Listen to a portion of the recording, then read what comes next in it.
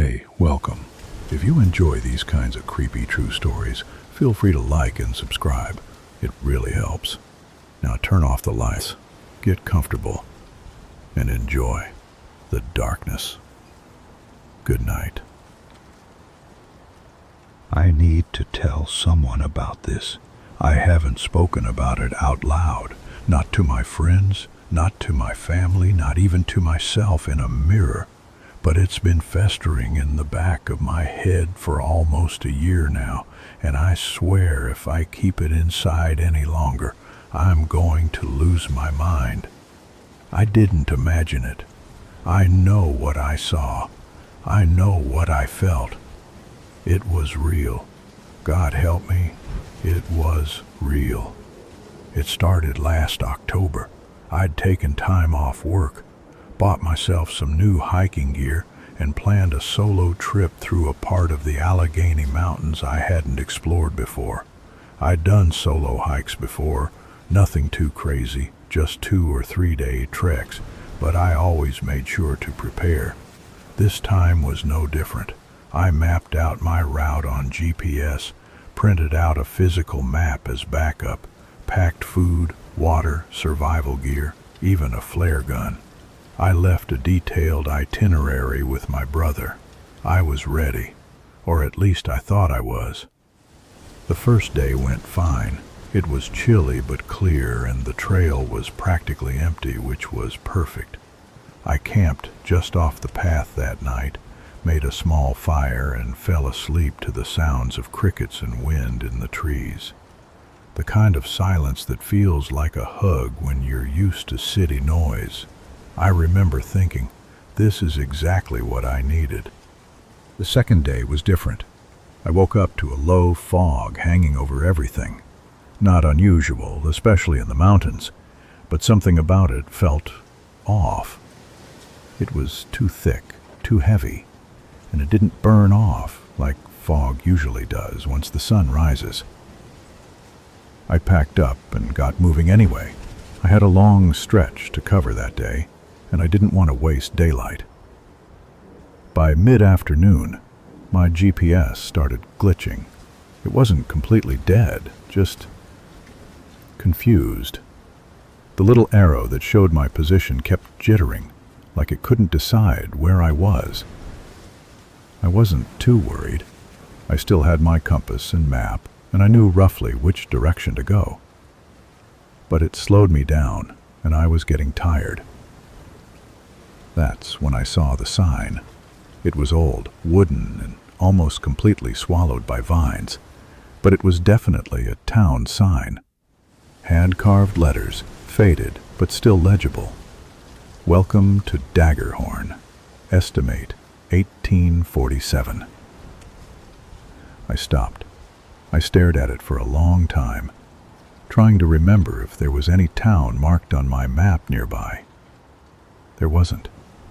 I checked the GPS again, but it was still acting weird. No signal, no coordinates. I unfolded my paper map, went over every inch, every road and dot and label. Nothing. No Daggerhorn. I should have turned around. I should have kept walking, stuck to my route, ignored it. But I didn't. Something about it pulled me in. Curiosity, maybe. Or maybe it was something else. Something I still can't explain. The path into the town wasn't really a path, more like an overgrown trail, half covered in moss and leaves. It curved through the trees in a slow, gentle way, like it had once been a real road, but hadn't been touched in decades. I followed it. At first, all I could see was forest. But after 10, maybe 15 minutes of walking, I saw rooftops through the fog. And then, I saw the town. Daggerhorn looked like something from another time. Small houses with peeling white paint and shutters hanging loose. A cobblestone main street, lamp posts that probably ran on gas back when they worked. Everything was still. Too still. Not a single sound. No birds, no wind, not even the creak of old wood in the breeze. Just silence, thick and unnatural. I stood there at the edge of the street, trying to make sense of it. There were no people, no cars, no lights. But the buildings, they weren't ruined. They looked old, yes, but not abandoned, like someone had taken care of them. Lawns were trimmed, porches were swept, curtains hung in windows. There was even smoke rising from one of the chimneys. But there was no movement, not a single person. I should have left. I know that now. But something kept me walking forward. I crossed the street, peered into one of the windows. The inside was furnished. Couch, armchair, even a teacup on the table, like someone had just stepped out for a minute. Another house was the same, and another. It was like I had walked into a town frozen in time. Then I heard it. A bell, faint, distant, but unmistakable. A single chime. I turned toward the sound, and that's when I saw the church. It stood at the far end of the street, tall and dark, the steeple disappearing into the fog. The bell had come from there, I was sure of it. I don't know what made me walk toward it, but I did. Every step I took felt heavier, like the air itself was trying to hold me back.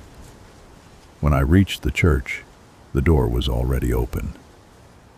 Inside the church, it was cold.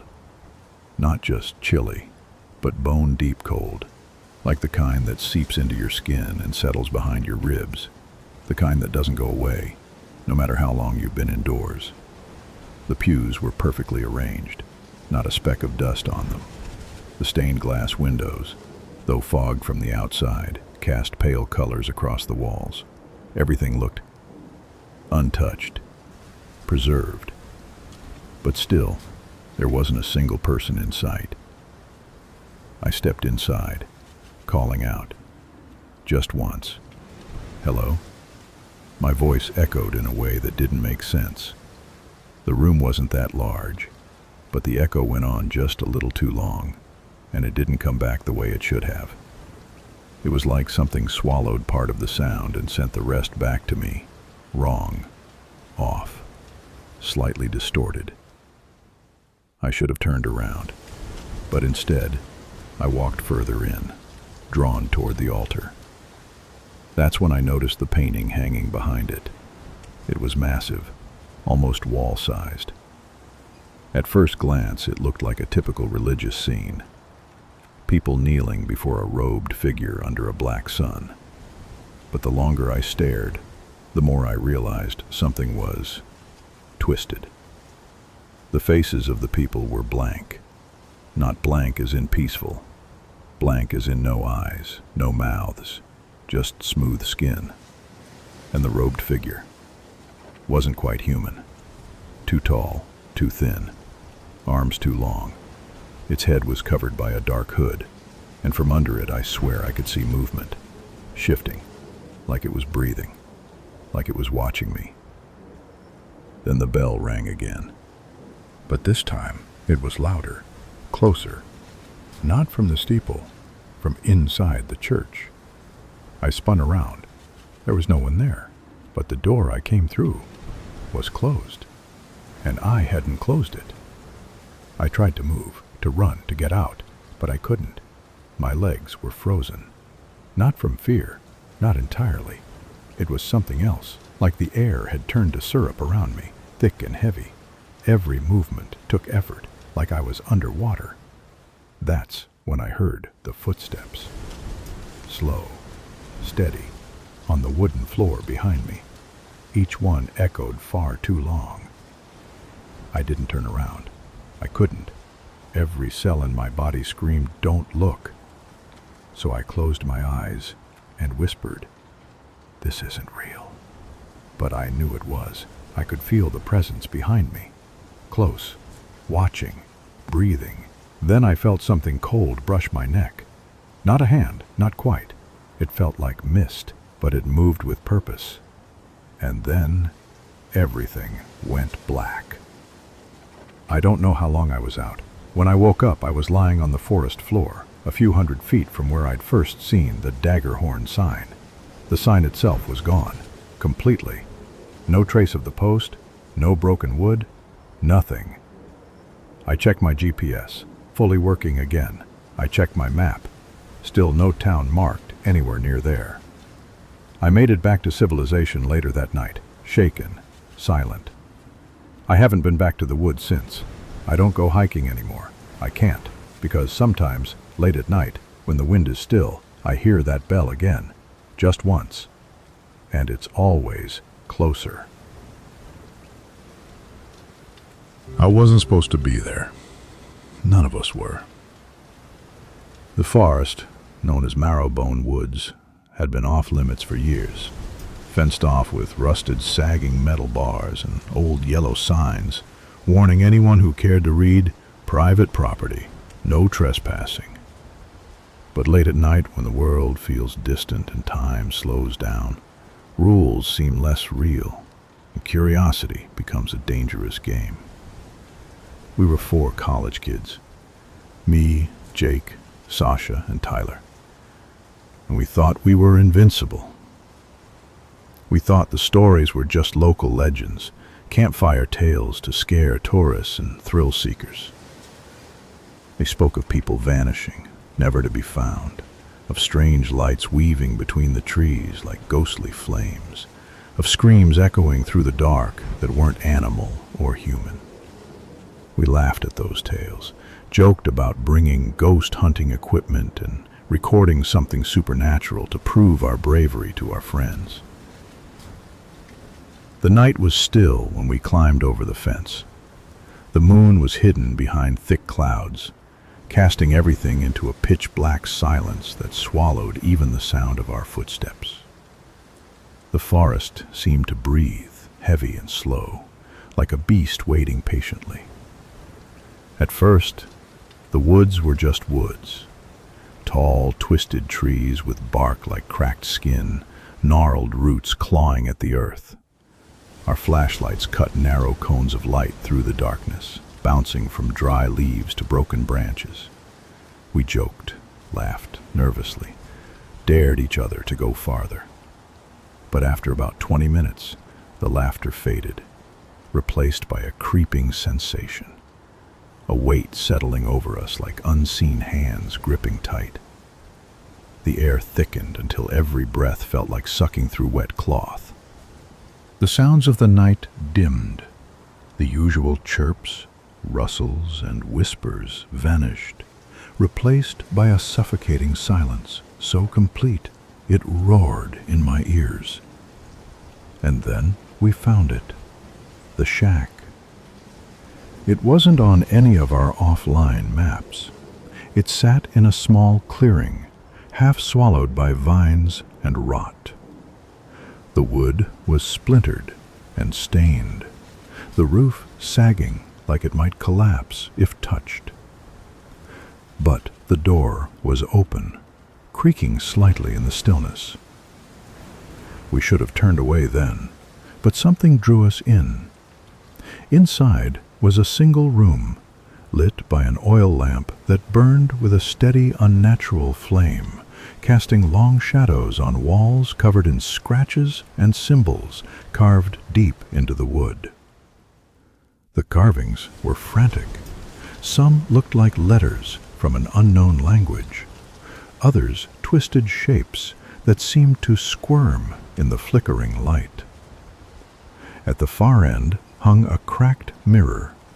The glass shattered like fractured ice, but behind it, I swear, something moved.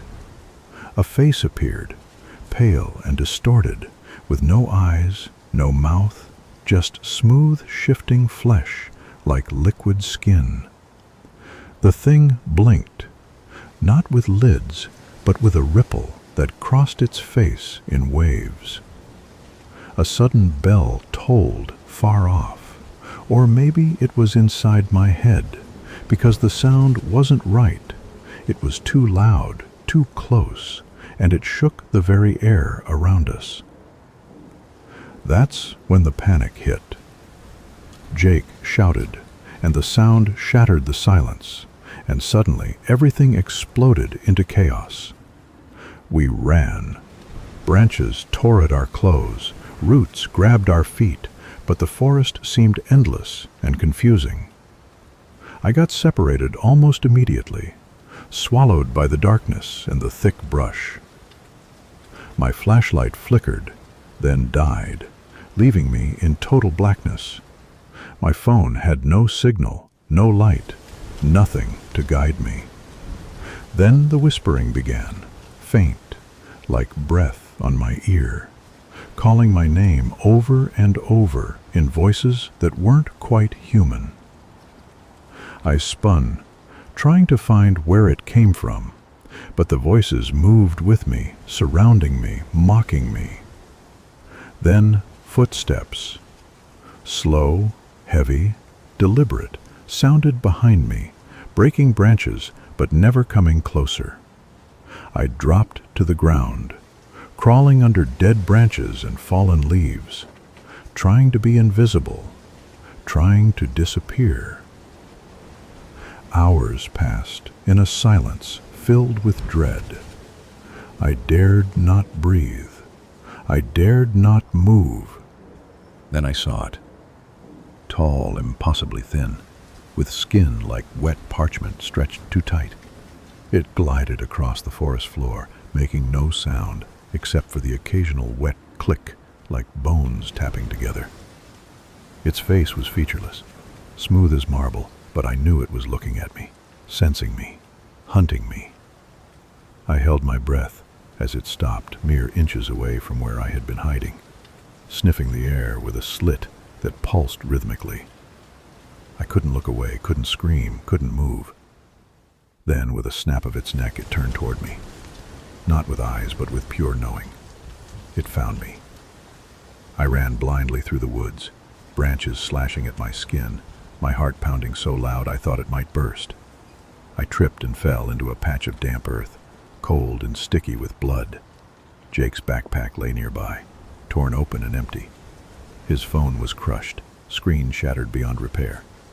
I screamed his name into the void, but only the wind answered. Desperation drove me deeper into the maze of trees.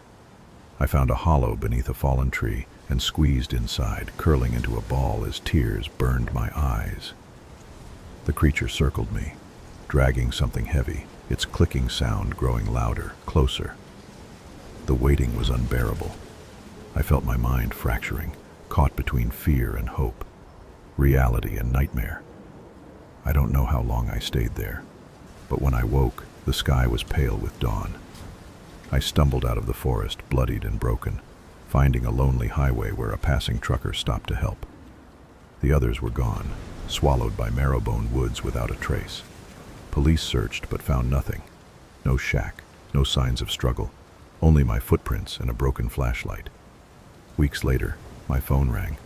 Silent calls at first, then whispers. My name, the same clicking sound. I fled town, changed everything I owned, but the shadows followed. Even now, sometimes, when the night is still and the wind carries no sound, I swear I hear it. The creature gliding just beyond the trees, waiting, watching, ready to come for me again. I never thought I would regret curiosity, until the night I decided to explore the abandoned sanatorium on the edge of town. People called it Hollow Hill Asylum, but it hadn't been in use for decades. They said it was closed because of something terrible, something they tried to hide from the public. I was never one to believe ghost stories or urban legends, but that night changed everything. The moon was a thin sliver, barely lighting the path as I walked through the rusted iron gate. The building loomed ahead, black and hollow. Windows like empty eye sockets, staring into the soul of anyone who dared approach. The air was thick with decay and something else, a coldness that felt alive, like the walls themselves were breathing. I stepped inside, my flashlight cutting through the choking darkness. The floor creaked beneath my feet, broken tiles scattered like bones. Faint whispers curled through the halls, soft at first, like memories trapped in the air. But soon they grew louder, unintelligible voices overlapping in a haunting cacophony. I followed the main corridor, walls peeling and stained with dark smears that looked disturbingly like dried blood. Every step I took echoed, but sometimes, just out of sight, I thought I saw shadows moving against the walls, darting away before I could catch them. My heart pounded, but I pressed on, driven by a mix of fear and fascination. Then I found the patient files room. Cabinets, toppled and broken, spilled paper like ash on the floor.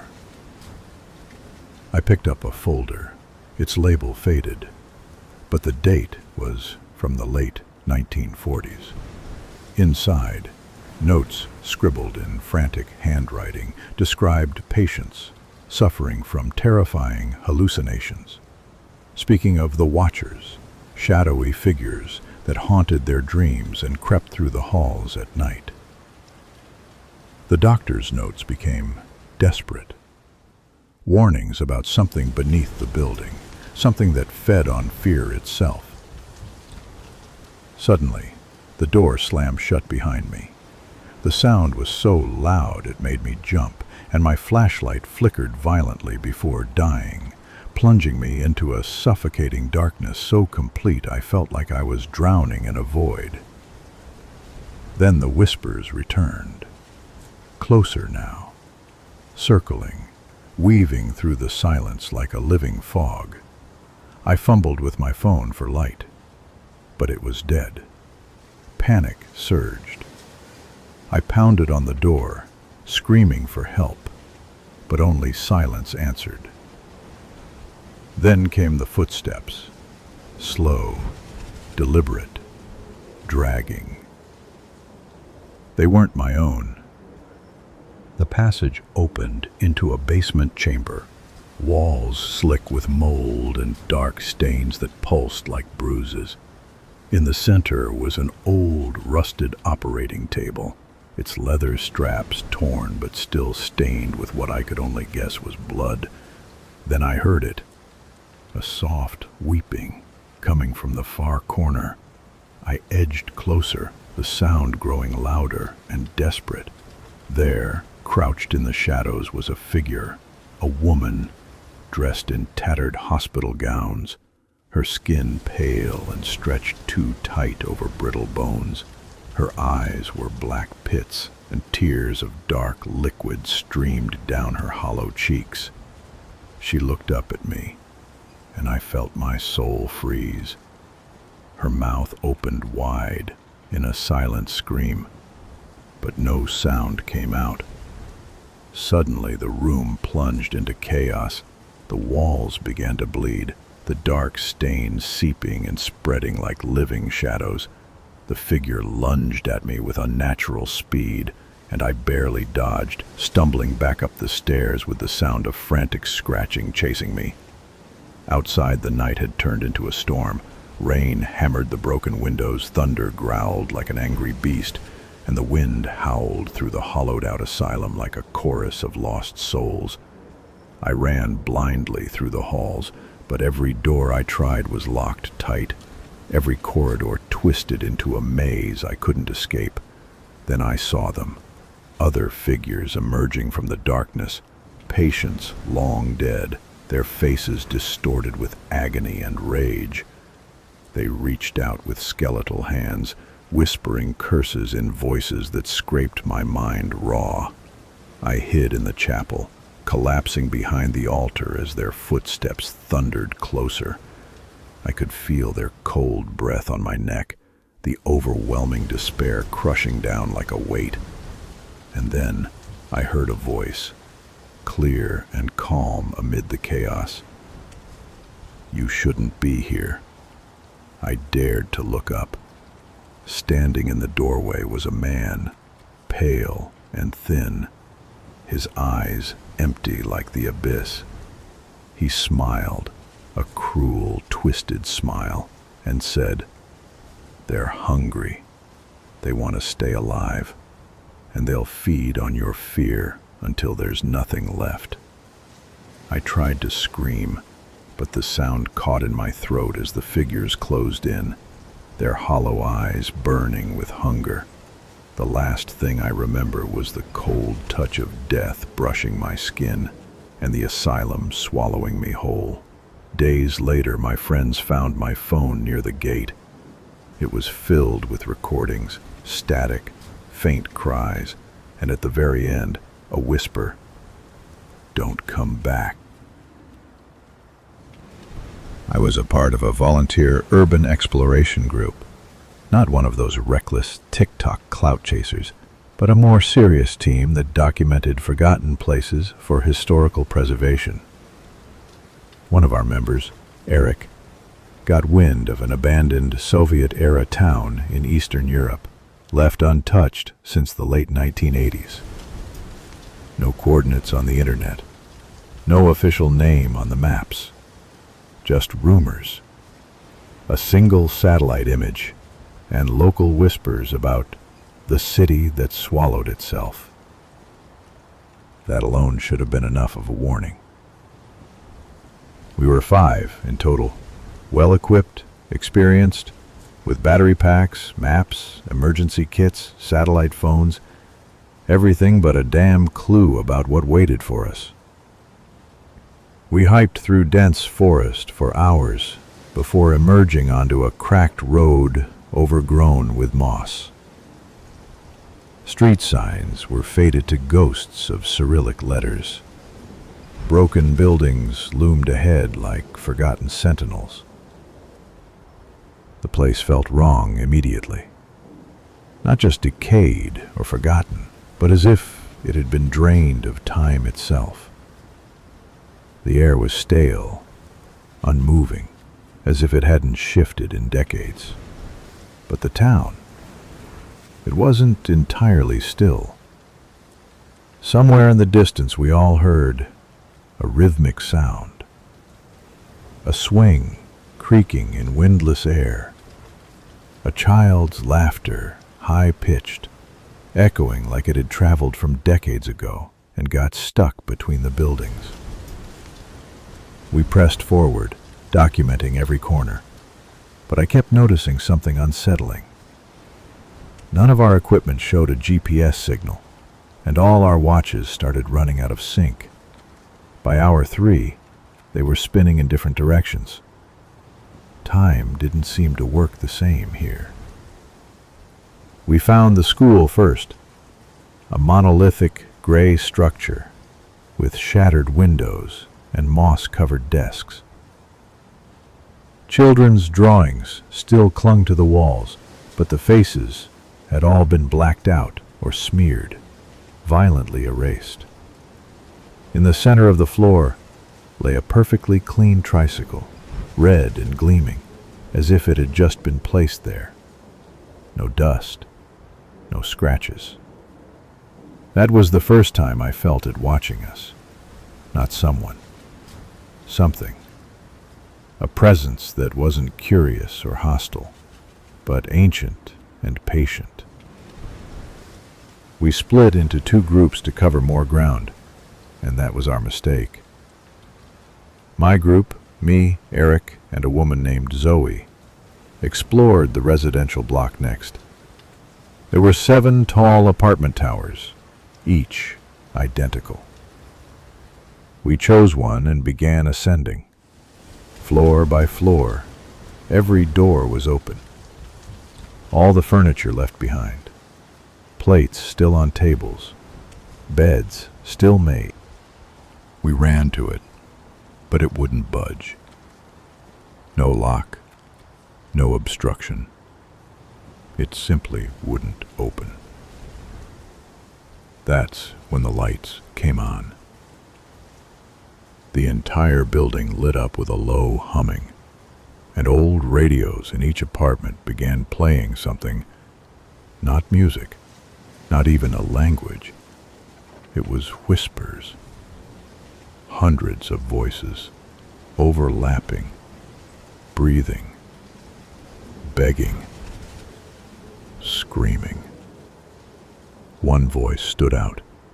It repeated our names in perfect English. Zoe screamed. Eric ran. I followed him. But the halls stretched unnaturally long, stairs looping back onto the same floor, doors that once led to kitchens now opening into empty stairwells or bricked walls. We were trapped in a building that refused to follow the rules of space. We finally broke into an apartment to hide. The walls were covered in newspaper clippings from the 1980s, most of them local, but a few in English. Entire village vanishes overnight. UN investigators found nothing but ashes. Clock stops at 2:17 a.m. No survivors. There were photos, too. Black and white pictures of people, families, children, soldiers, all with their faces scratched out or burned through. My hands shook. I looked at the picture in the corner. I recognized the jacket. It was the same one Eric was wearing. But the photo looked 50 years old, and in the background was me. I swear to God, it was me. The exact same scar on my chin, same terrified expression. Zoe started muttering something, pacing the room, her eyes fixed to the ceiling like she was watching something we couldn't see. Then she stopped, dead still, and said, "They're here." Eric grabbed her arm, but her body was ice cold, and her eyes were pure white, rolled back. She started convulsing. We backed away and tried to leave, but every door now opened to stairwells that spiraled infinitely up or down. No exit. We chose down. For hours we descended, each floor darker than the last, until the air felt too thick to breathe. The whispers returned, closer this time, louder behind us. Then we saw them. Shadowed figures at the edge of our lights, always just far enough not to be clear, but close enough to know they were real. Tall, thin, and bent in unnatural ways, crawling along the ceilings, watching with hollow faces. Their eyes weren't eyes, just black voids that pulled the light into them. We ran. I don't remember how we got out. I woke up on the forest floor, bleeding from my forehead, alone. Our camp was burned, our gear melted. They told us not to camp there. The locals, those few who even acknowledged the place, called it the Hollow Forest. A region so densely overgrown and ancient that not even hunters stepped foot past its tree line. No trails, no animals, no sunlight, they said. Just endless black trees and silence so deep it crushes your thoughts. But of course we went anyway. 4 of us. Me, my brother Calvin, and 2 of our friends, Nate and Jess. We were seasoned hikers, thrill seekers really, always looking for a place untouched. We wanted to film it. A little documentary on lost woods and backwoods legends. We parked miles away and hiked for most of the day. The deeper we went, the quieter everything became. The birds stopped around noon. No rustling, no wind. The trees grew so thick their branches tangled like veins in an old corpse. And above them the sky disappeared entirely. It was like the forest had swallowed the world. That first night we pitched camp in a tiny clearing, surrounded by thorny, black-barked trees. The ground was spongy and moist, even though it hadn't rained in weeks. Our fire burned low. The wood refused to catch properly, as if it didn't want to burn. But we laughed, shared stories, filmed a bit, and drank enough to chase off the tension. We thought the unease was just nerves. It wasn't. Around 2 a.m., I woke up. No sound, just pressure, like the air had gotten heavier, thicker. I looked outside the tent and saw Calvin standing at the edge of the trees, facing into the dark, completely still. I called his name. No response. When I touched his shoulder, he turned, slow and stiff, and his eyes looked empty, like he was listening to something I couldn't hear. He whispered, "Don't move. It's watching." Then he collapsed. We got him back into the tent, but he wouldn't speak for the rest of the night, just curled into himself, shivering, eyes wide open. The next morning, Jess was gone. Her tent was still zipped, her boots inside, camera too, but no trace, no tracks, no sounds in the night. Nate panicked and wanted to turn back immediately, but Calvin said we were already too deep. "We won't find the way out," he mumbled. "It keeps moving." That's when we noticed the trail we'd marked with orange tape had vanished. Not just the tape. The entire path was different. Trees were in new places. Some had fallen where we'd walked the day before. The forest was alive, shifting around us. That night, we didn't sleep. Calvin was muttering to himself constantly, scribbling something at his notebook. Something about the tall man in the trees and his teeth in the bark. Nate snapped and took off with a compass, swearing he could find the car. I followed him for half an hour, trying to calm him down, but then we heard it. Footsteps. Heavy, slow, but impossible to pinpoint.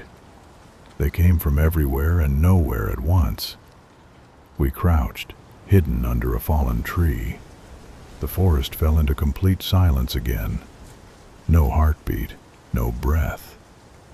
Then came the sound of something dragging across bark. Long, sharp, like claws. I peeked, and I swear to God I saw it.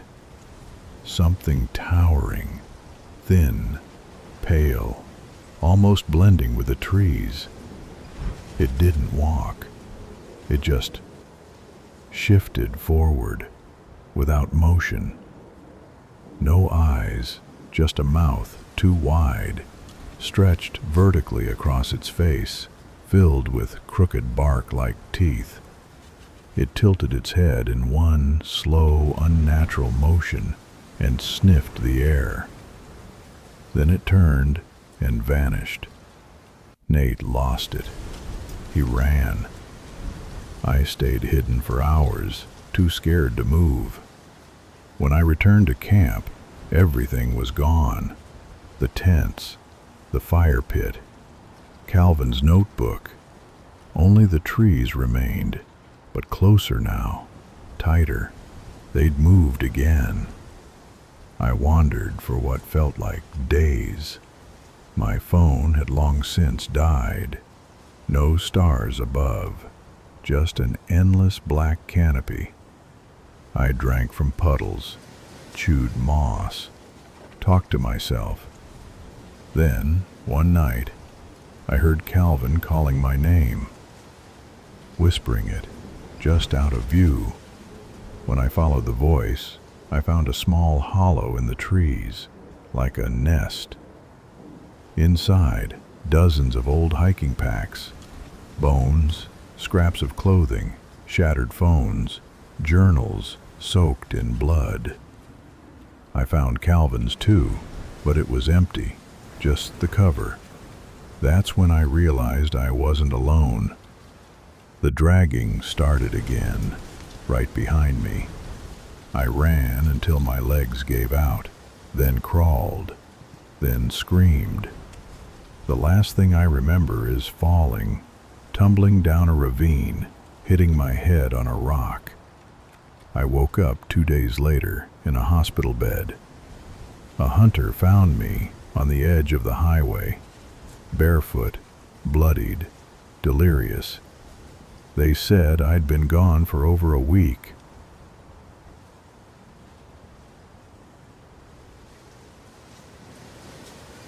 She had never intended to stay the night in that part of the country. The plan was to drive straight through the quiet mountain town on our way back home from a business retreat. But a freak storm, lightning, torrential rain, trees cracking under pressure, forced her to pull off the road. Sarah Thomas was practical to a fault, and checking into a roadside hotel wasn't her style. But her GPS had gone dark, her phone was barely holding a charge, and her knuckles were cramping from gripping the wheel for hours. That's when she saw it, an old, faded sign barely illuminated by flickering neon. Hollow Creek Inn, Ost, 1892. The place looked like something out of a forgotten painting. Tall, narrow windows, weather-beaten bricks, a sloped slate roof drooping like a tired hat. Ivy clung to the corners of the structure, and a wooden sign creaked rhythmically in the wind. She should have driven past it. Everything in her gut told her to, but a stronger voice, the one that hated admitting fear, made her turn into the gravel driveway, windshield wipers fighting the downpour. She stepped inside, suitcase in hand, shaking off rain and instinct. The lobby was oddly silent. Dust hung in the air like smoke. A grandfather clock ticked loudly in the corner. Behind the front desk sat a woman who looked like she'd been waiting far too long for something. Pale skin, gray eyes, hair pulled tightly back in a bun. Her name tag read Marla.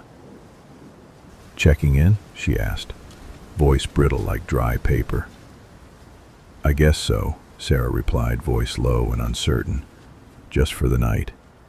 Marla didn't ask for ID, didn't ask for a card, just reached under the desk and pulled out a key, an actual iron key with a red tag that read 409.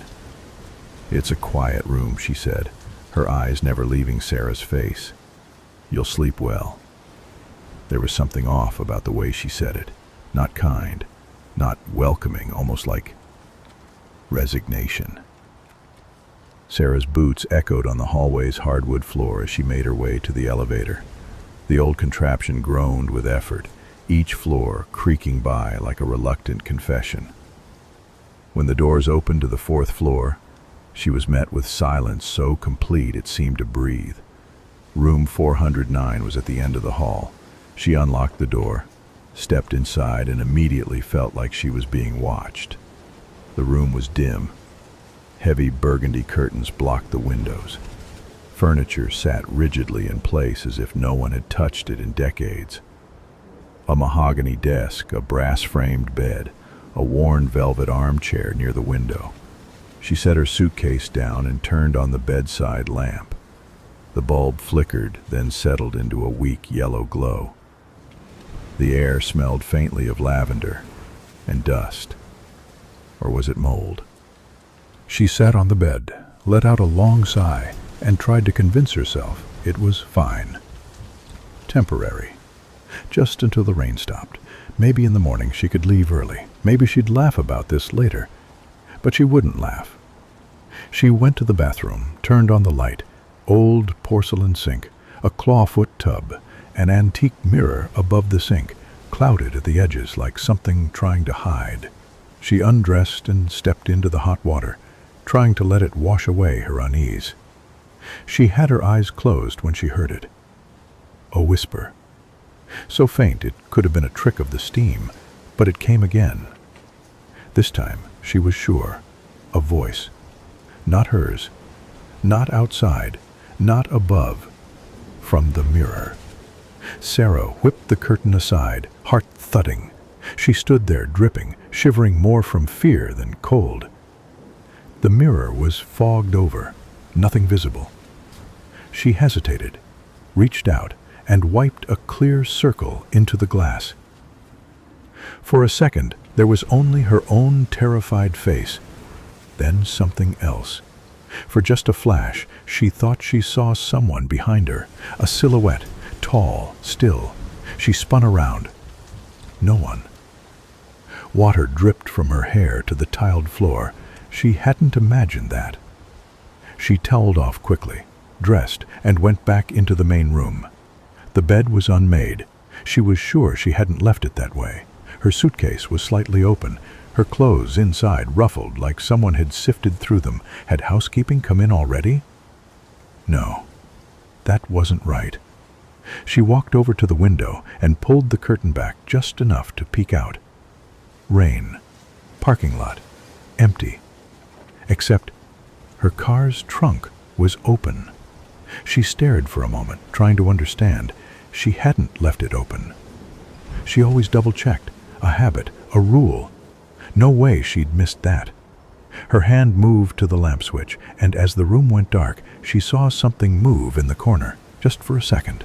A shape, darker than shadow. Still. Watching. She turned the lamp back on. Nothing. The room was the same, but not the same. She was sure of it now. She wasn't alone. Sarah didn't sleep. She sat upright in the bed for hours, blanket pulled up to her chin like she was a child again, hoping some fabric barrier would protect her from whatever the hell was going on in that room. Every now and then, she'd drift, not into sleep, but into something murky and electric, where her limbs felt numb, and a strange sound filled her ears like air leaking from a balloon. Her body would jerk awake each time, heart pounding, mouth dry. Outside, the rain kept falling, tapping the glass like impatient fingernails. Inside, the room had grown colder, like something was leaching the heat straight from the walls. At 2:41 a.m., she heard the first knock. 3 sharp raps on the wall behind the headboard. Not the door, not the hallway, the wall. She stared at it for a long moment, trying to decide whether it had really happened. Maybe she imagined it. Maybe the old pipes just shifted. Old buildings did that, right? Then it came again. 3 knocks. A pause. Then 3 more. Closer this time. As if whatever it was had moved within the walls themselves, navigating the narrow ribs of the building. Sarah stood up slowly and backed away from the wall. She watched, expecting to see a crack form or paint chip off or some grotesque hand break through and grab her by the hair. Nothing. She checked the hallway. Empty. Quiet. The flickering overhead light buzzed, then dimmed and steadied. She closed the door and noticed something strange. Her suitcase was zipped again. She hadn't done that. She'd left it open. Clothes spilled out across the carpet. She knew it. She remembered throwing the sweater onto the chair in frustration, but now everything was neatly packed again, folded military tight, and on top of the suitcase lay something that hadn't been there before. A photograph, black and white, glossy, faded at the corners. She picked it up slowly. It showed a woman sitting on the bed in room 409. Her back was turned, long dark hair spilling over her shoulders. In the mirror, her face was visible, twisted into an expression of pure, silent terror. Her mouth was open in a scream, but there was no sound. Behind her, just barely in frame, stood a tall, thin figure. Its face was blurred or perhaps smudged, like the camera had recoiled mid-shot. There was something handwritten on the back of the photo. She didn't listen either. Sarah dropped the photo. Her fingers were trembling, lips dry and cracked. She backed away, bumping into the desk, nearly knocking over the lamp. She had to leave. Now. She grabbed her phone. 2% battery. She tried to call out. No service. She tried the room phone again. Dead tone. She yanked open the door and was met with just blank wood. warped and swollen like they'd been soaked in blood and left to dry. She slammed the door shut. She backed into the center of the room, gasping for breath, every muscle vibrating with panic. She reached for her suitcase, but it was gone, like it had never existed. The chair was empty, the floor bare. No sign she'd ever unpacked anything. Her mind began to fracture. No, this wasn't real. She was having a breakdown. That had to be it. Maybe the storm, the stress, the exhaustion. Maybe it had all triggered something. A hallucination, a mental break. She'd always heard of people snapping under pressure. That had to be it. Then, the TV turned on by itself. Snow, static, and then an image. The same woman from the photograph. Now she was screaming, mouth wide and blood running from her eyes like black tears. Her arms flailed. Behind her, the same thin figure was reaching toward her, one long hand slowly stretching like melted wax. And then it turned its head and stared directly at Sarah through the screen. Sarah screamed and threw the remote across the room. The TV sparked, the screen cracked, and the image blinked out. Smoke rose from the vents. She ran to the door again, flung it open, and sprinted into the hallway. It was still infinite, but now the lights were going out behind her. One by one. Pop, pop, pop. A chase of darkness crawling down the corridor. She ran, and the hallway ran with her. Doors flashed by, some open, revealing horrors she couldn't fully comprehend. One showed a room with the ceiling dripping blood. Another had a crib rocking slowly back and forth, empty, but echoing with the sound of a baby crying. Another revealed mirrors, hundreds of them, each reflecting her face, but twisted into screams, each of her mirrored selves pounding at the glass, begging for release. She kept running, and the hallway never ended. Her legs burned, her lungs ached. She stopped, turned. The darkness behind her was gone, but so was everything else. She was no longer in a hallway, no longer in a hotel. She stood in an endless void, white, misty, humming like a refrigerator. And in front of her stood a door. Room 409. Just the door, suspended in space. It opened slowly, no handle, no hinges. Inside, her room again. Bed, desk. Its mouth too wide, filled with rows of teeth like a shark. Its skin looked stretched, almost translucent. It pushed harder, and the mirror began to bulge like glass under heat. Sarah grabbed the lamp and hurled it into the mirror. Shatter. Glass exploded outward. Silence. She breathed hard. The mirror was gone. So was the thing. The room was dark now, only the hallway light bleeding under the door. Then, a soft scraping sound from under the bed. She turned slowly and crouched to look. In the space between the frame and the floorboards, two black eyes stared back. Unblinking. The eyes didn't blink. Sarah froze, heart hammering in her chest, as those two pits of darkness stared back at her from the shadows beneath the bed. Unmoving, unfeeling, endless. Her breath came in shallow gasps, too afraid to look away. too afraid to speak. Slowly, ever so slowly, the eyes began to rise, not blinking, not shifting, just rising, as though the thing behind them had no need to crawl or stand or obey gravity like the rest of us. A shape began to emerge, sliding upward like smoke from beneath the bed, and as it rose, the shadows bent around it unnaturally.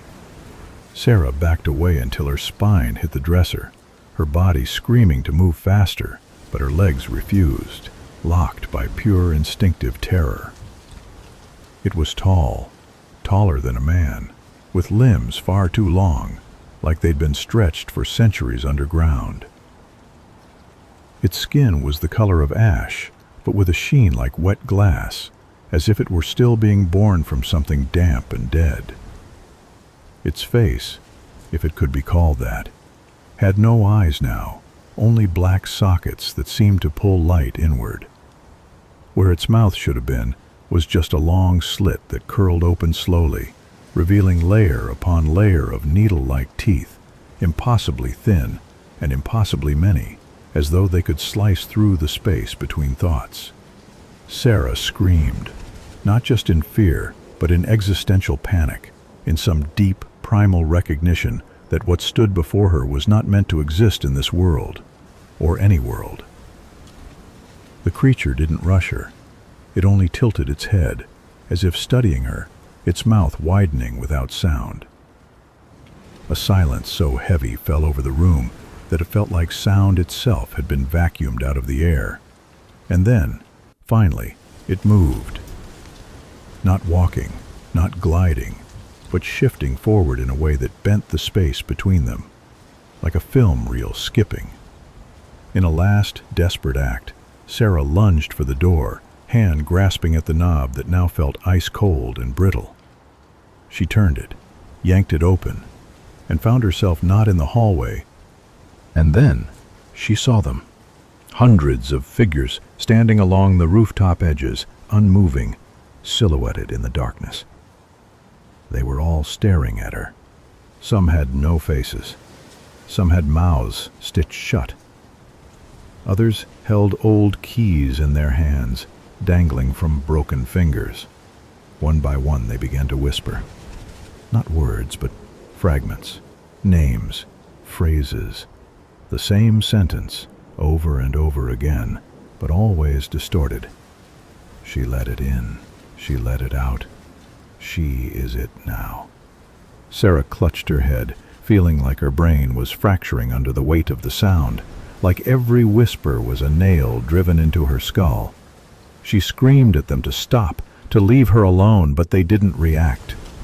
Their whispers became chanting, rhythmic, ritualistic.